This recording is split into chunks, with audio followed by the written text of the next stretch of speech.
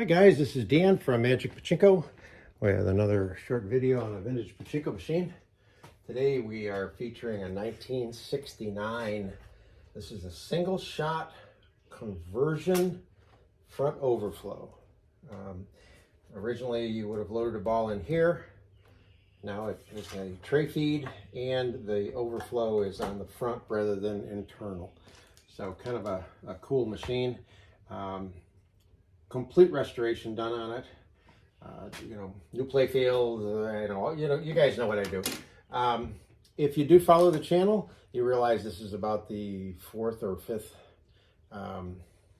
video in the last couple of days. So some of you may be saying, what the heck is going on with Dan? Well, let me tell you.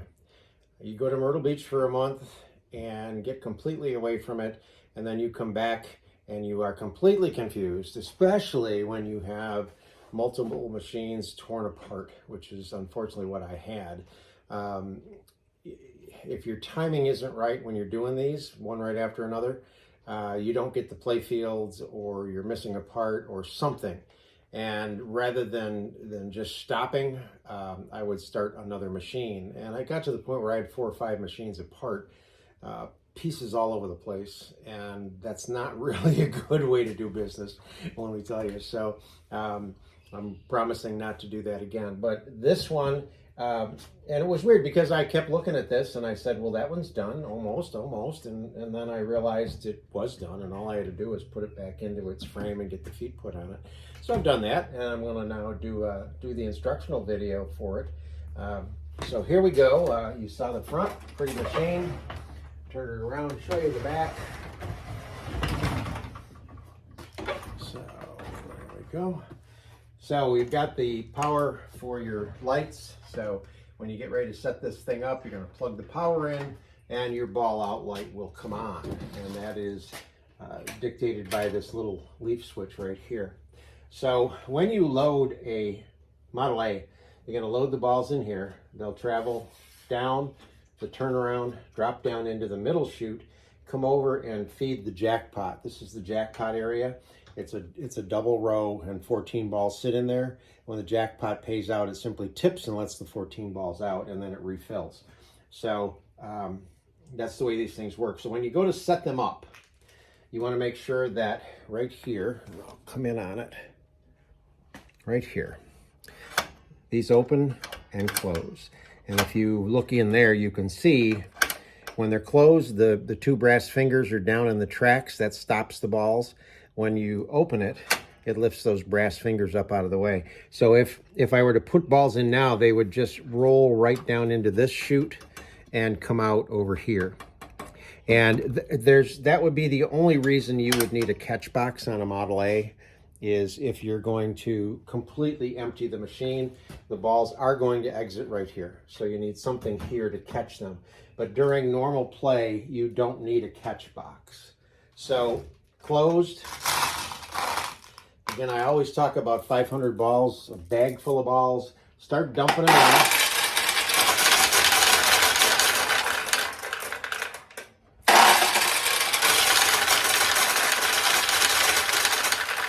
So what should happen is they exit, go down, and start to fill this track, and they come right to here and they stop. Ball light is still on. Okay, so now if you notice, the ball out light went off. And the reason that is that there's a weight shift down in here, so that this tray knows when it has enough balls in it. So what it does is it lifts this rod here and keeps the balls from flowing down. So when this tray needs more balls, it will allow this to open and feed more balls in. So as you're playing, you may hear that happen, and that's not to worry. So you want to fill this back portion right up with balls, and you can also put more in here if you want to. It really doesn't matter, but you just need a handful to get playing. Remember, when you own a pachinko machine, you play 2 parts. You play the part of the player of the machine, but you also play the part of the parlor owner. and it's your responsibility to make sure that this tray is full, this tray is full, and the machine is functional. Now, the only other thing that you have to be aware of is your seesaw. And on this machine, this red piece of plastic is your seesaw. Right now it's tipped properly. If it were tipped the other way, like that, you notice that the jackpot light is on. If I tip it back, it'll turn the jackpot light off. Okay. So you want to make sure it's back. In other words, it's sitting this way, not this way. And the jackpot light is off. That's where you want to start. Okay. All right.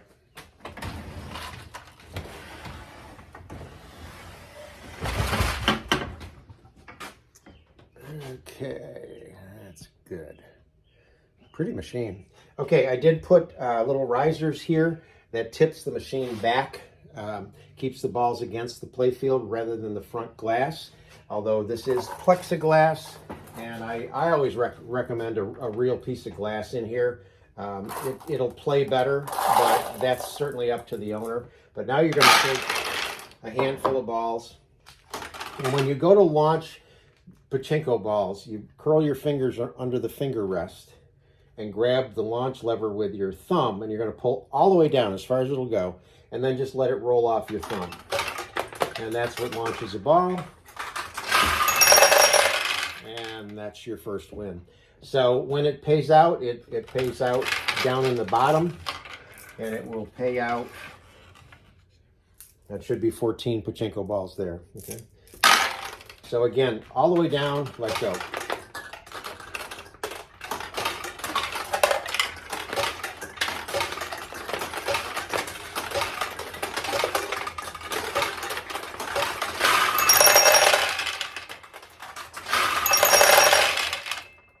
I don't know if you noticed it or not, but the ball went in and dropped straight down and then went in internally and opened this tulip. So it's always a good idea to try to get the momentum of a pachinko ball to lose its momentum up in here and drop right down through the center.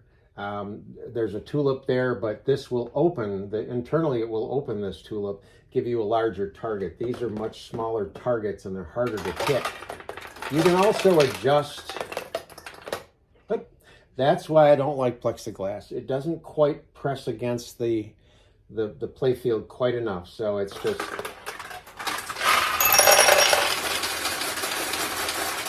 okay, that noise was more balls going from here to the middle tray, simply because we got some wins here. So you want to go all the way down, but if you, see here, all right. But if you want to get something down on this side, still go all the way down, just lighten up a little bit, and then it'll stay on the left side rather than going all the way over to the right side. And you can launch as fast as you can. Just make sure you go all the way down every time.